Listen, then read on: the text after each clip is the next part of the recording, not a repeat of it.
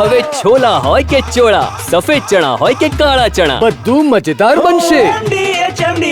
રાજકોટમાં વડાપ્રધાન મોદી કરશે રિજનલ વાયબ્રન્ટ સમિટનું ઉદ્ઘાટન. વાયબ્રન્ટ સમિટમાં દેશના અગ્રણી ઉદ્યોગપતિઓ હાજર રહેવાના છે. મારવાડ યુનિવર્સિટી ખાતે સમિટનું ભવ્ય આયોજન છે. અનેક કંપનીઓ મહત્વપૂર્ણ MOU કરે તેવી શક્યતા વ્યક્ત કરાઈ રહી છે. થોડી જ વારમાં વડાપ્રધાન નરેન્દ્ર મોદી છે એ રાજકોટ પહોંચી જશે. સોમનાથમાં થોડી વાર પહેલા તેમણે સંબોધન કર્યું હતું. ત્યારબાદ તેઓ રાજકોટ જવા રવાના થશે અને થોડી જ વારમાં તેઓ રાજકોટ પહોંચશે.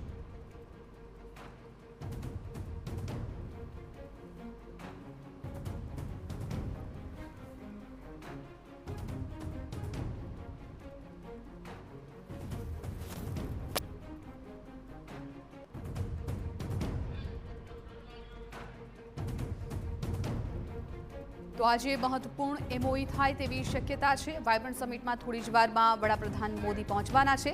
રિજનલ વાયબ્રન્ટ સમિટનું વડાપ્રધાન નરેન્દ્ર મોદી ઉદ્ઘાટન કરશે. મારવાડ યુનિવર્સિટી ખાતે આ સમિટનું આયોજન. તો અમારા સંવાદદાતા મોહિત ભટ્ટ મારવાડ યુનિવર્સિટીથી અમારી સાથે લાઈવ જોડાઈ ગયા છે. મોહિત, વડાપ્રધાન નરેન્દ્ર મોદી કેટલી વારમાં ત્યાં પહોંચી શકે છે? આજે રિજનલ વાયબ્રન્ટ સમિટનું તેઓ ઉદ્ઘાટન કરવાના છે અને એ પહેલા અત્યારે ત્યાં કોણ કોણ ઉપસ્થિત છે, કઈ પ્રકારનો માહોલ જોવા મળી રહ્યો છે મારવાડ યુનિવર્સિટીમાં?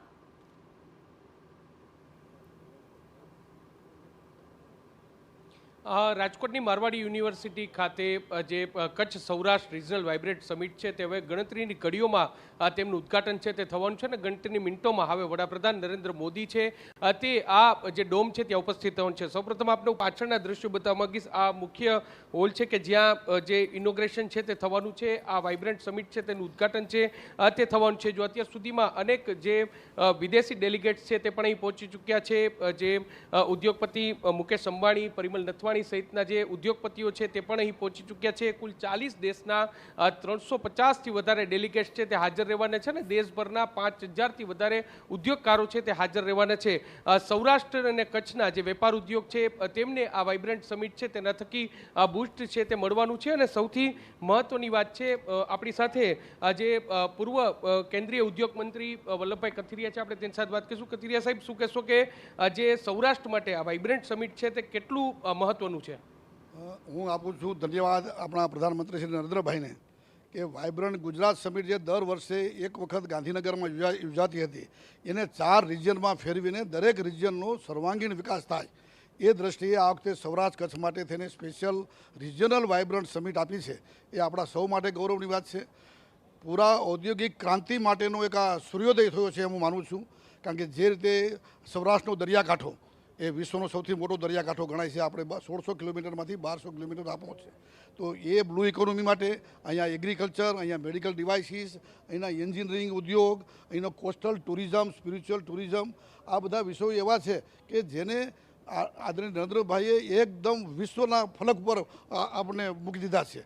અનેક દેશો, પાર્ટનર દેશો, અહીંયા 150થી વધારે દેશોના લોકો આવ્યા છે અને મોટા મોટા ઉદ્યોગપતિઓ આવ્યા છે.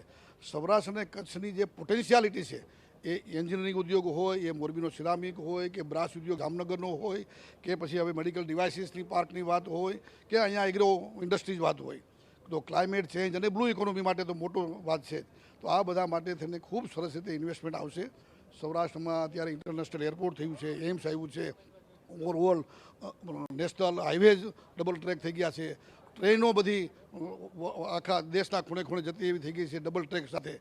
એના માટે થઈને જે ઇન્ફ્રાસ્ટ્રક્ચર હોય એ લગભગ સંપૂર્ણ થવા આવ્યું છે અને ઉદ્યોગો માટે ખૂબ મોટી તકો એ સ્મોલથી માંડી MSMEથી માંડીને કેપિટલ મોટા મોટા કોર્પોરેટ ક્ષેત્રો માટે થઈને એક સરસ મજાનું વાતાવરણ બન્યું છે. આપણે સૌએ આદરણીય પ્રધાનમંત્રી શ્રી નરેન્દ્રભાઈ મોદીને ધન્યવાદ પાઠવવા જોઈએ. એટલે MSME ઉદ્યોગ જે સૌરાષ્ટ્રની શાન ગણાય છે તે MSME ઉદ્યોગ છે તેને બૂસ્ટ મળવાનું છે. સાથે સાથે જે કચ્છ હોય, જે ગીર સોમનાથ હોય, પોરબંદર હોય, ત્યાંનું જે શિપિંગ ઉદ્યોગ છે તેને પણ અહીં પ્રોત્સાહન છે તે મળવાનું છે. કચ્છની કલા છે, જે કલ્ચર છે, લોક સંસ્કૃતિ છે, પ્રવાસન છે, તેમને પણ આ જે વાયબ્રન્ટ સમિટ છે તેને કારણે વેગ છે તે મળવાનું છે. સૌર ઉર્જા હોય, બ્લુ ઇકોનોમી હોય, હોય જે વાઇબ્રન્ટ સમિટથી આ તમામ જે પવન ચક્કી હોય, સૌર ઉર્જા હોય, તેના પણ જે એમઓયુ છે તે થવાના છે. કુલ મળીને જે 1500 કરોડથી વધારેના એમઓયુ છે તે આજના દિવસે થવાના છે. દેશભરમાંથી ઉદ્યોગકારો છે તે ઉપસ્થિત થયા છે. ખાસ કરીને જે સૌરાષ્ટ્રના રાજકોટ હોય, મોરબી હોય, સુરેન્દ્રનગર હોય, જુનાગઢ હોય, તમામ ક્ષેત્ર કે જે પોતાના ઔદ્યોગિક માટે, સ્થાનિક ઉદ્યોગ માટે જાણીતા છે તે ઉદ્યોગકારો છે તે આ વાઇબ્રન્ટ સમિટ છે તેમાં જોડાયા છે. અને ટૂંક સમયમાં જ વડાપ્રધાન નરેન્દ્ર મોદી છે તે અહીં ઉપસ્થિત થવાના છે અને તેમના હસ્તે આ 2 દિવસીય વાઇબ્રન્ટ સમિટ છે તેનું ઉદ્ઘાટન છે તે થવાનું છે. સૌથી મહત્વની વાત છે કે જે તે ક્ષેત્રના જે અગ્રણીઓ છે, જે સ્પેશિયાલિસ્ટ લોકો છે, તેઓ માર્ગદર્શન આપી શકે તે માટે 400થી વધારે સેમિનાર્સ છે તેનું પણ આયોજન કરવામાં આવ્યું છે. 6 જેટલા ડોમ છે તે તૈયાર કરવામાં આવ્યા છે. ને આ જે 6 ડોમ છે તે તમામ ડોમમાં જે સૌરાષ્ટ્રનું જે સ્પેશિયાલિટી છે એ પછી જામનગરનો બ્રાસ ઉદ્યોગ હોય, મોરબીનો સિરામિક ઉદ્યોગ હોય, રાજકોટનું જેમ્સ એન્ડ જ્વેલરી એન્જિનિયરિંગ ઉદ્યોગ હોય, આ તમામ ઉદ્યોગો છે તેમનું એક્ઝિબિશન છે તે રાખવામાં આવ્યું છે. સૌરાષ્ટ્રનું અને કચ્છનું જે પ્રવાસન છે તેમનું પણ એક્ઝિબિશન છે તે રાખવામાં આવ્યું છે. અને 6 ડોમમાં આ ઝાંકી છે તે જે દેશ વિદેશમાંથી જે આવેલા જે ઉદ્યોગકારો છે તે અહીં કરશે અને જરૂરથી ઉદ્યોગોને કઈ રીતે બૂસ્ટ મળે તે માટેનો આ એક પ્રયાસ છે. રાજકોટમાં કે રાજકોટ એ સૌરાષ્ટ્રનું પાર્ટનર ગણાય છે અને અહીં આ જે પ્રથમ વખત વાઇબ્રન્ટ સમિટ યોજાઈ છે અને તેને લઈને જ અત્યારે ઉત્સાહ છે તે જોવા મળે છે. અને હવે ગણતરીની મિનિટોમાં વડાપ્રધાનની ઉપસ્થિતિમાં આ વાઇબ્રન્ટ સમિટ છે તેનું લોકાર્પણ છે તે થવાનું છે. જી બિલકુલ મોહિત, આભાર સમગ્ર માહિતી બદલ. તો થોડી જ વારમાં વડાપ્રધાન નરેન્દ્ર મોદી રાજકોટ પહોંચશે, ત્યારબાદ તેઓ રિજનલ વાઇબ્રન્ટ સમિટનું ઉદ્ઘાટન કરશે.